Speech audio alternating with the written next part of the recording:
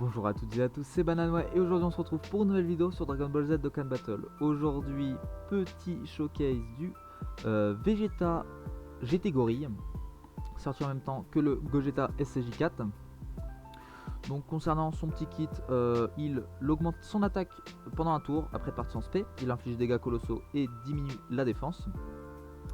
Il a son passif qui est assez intéressant pour moi parce qu'il a attaque et défense plus 80% de base, et si dans les alliés attaquants du tour il y a un allié qui fait partie de la catégorie puissance de gorille, il aura en plus attaque et défense plus 80%. Si 4 tours sont passés et qu'il a en dessous de 50% de ses PV, il peut se transformer en gorille une seule fois. Je l'ai mis à 100%, j'ai tout mis en critique. On le joue dans la catégorie Saiyan pur du petit Vegeta multiforme, avec en rotation le petit Vegeta Endurance, TER. Et je vais essayer de mettre le Thales aussi en support, donc en dernière position dans la rotation, pour que son passif proc à fond. Pour qu'il ait du coup le petit Vegeta GT, la partie du passif où il faut un allié de catégorie puissance de gorille.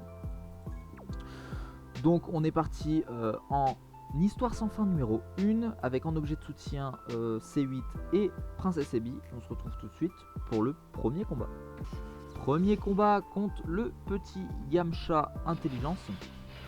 Donc on n'a pas les rotations, on l'aura sur le tour d'après. Mais c'est quand même un bon début. Vu que le petit Thalès ici va partir en SP, il n'y a rien qui va être activé, je ne sais plus exactement ce qu'il fait. Il peut étourdir, mais je crois qu'on peut l'étourdir, donc s'il étourdit, tant mieux pour nous. Donc on va mettre le Vegeta GT entre les deux, entre Vegeta et Thalès, et voir combien de liens proc, combien de dégâts il aura, combien de défense il a.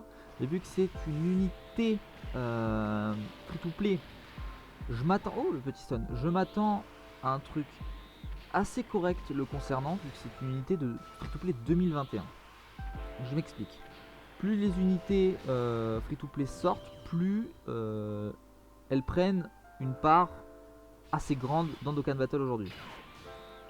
Parce que quand vous regardez les premières unités free-to-play qui sont sorties, c'était les Super Strike, qui était vraiment pas fou, genre Jackie Chun, Super Tech exemple, il pouvait bloquer l'aspect je crois, et vous pouvez le monter SP 15.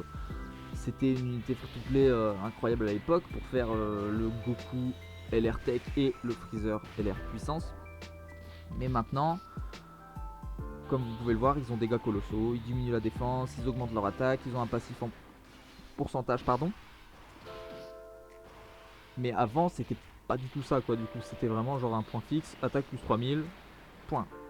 Mais maintenant ça commence vraiment à prendre une sacrée grosse part. Donc on va essayer de voir à peu près à combien elle part. Donc il a 4 liens en commun avec le petit Vegeta Endurance, mais si je le mets au milieu, 6 liens en commun. 6 liens en commun, c'est quand même assez correct.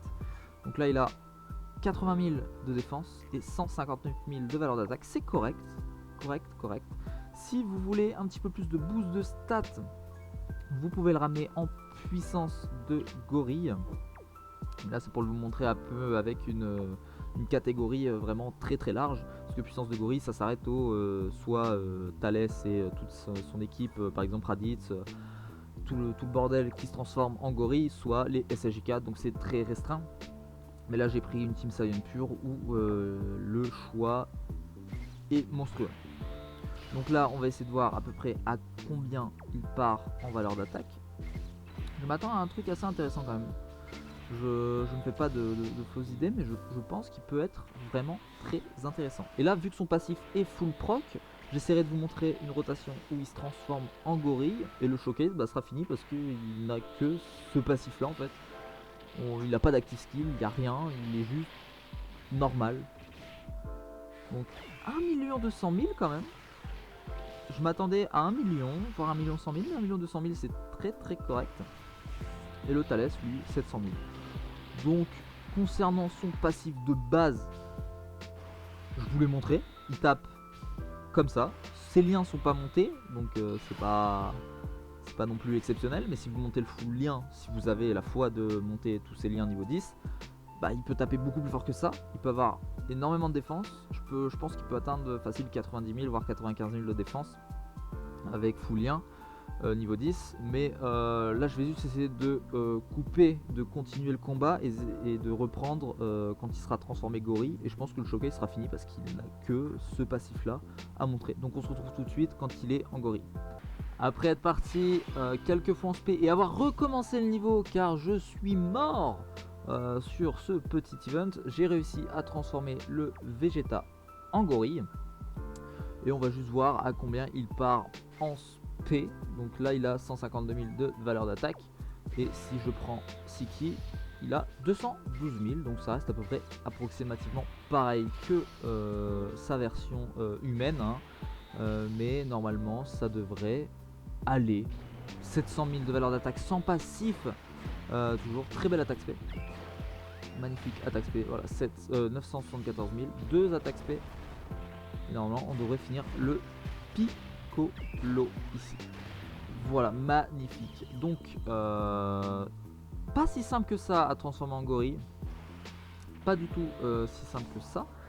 Mais une fois transformé, n'oubliez pas que vous êtes invincible, donc vous gagnez un tour. C'est comme si vous mettiez un ghost, mais vous faisiez un petit peu de dégâts. Donc unité relativement intéressante, très intéressante. Hein. Donc le petit Vegeta free to play. Voilà. C'était son petit showcase. Donc si cette vidéo vous a plu, n'hésitez pas à vous abonner à ma chaîne YouTube, ça me ferait extrêmement plaisir. Et à lâcher un petit pouce bleu, ça ne mange pas de pain. On se retrouve très prochainement pour une prochaine vidéo. Ciao, bye bye.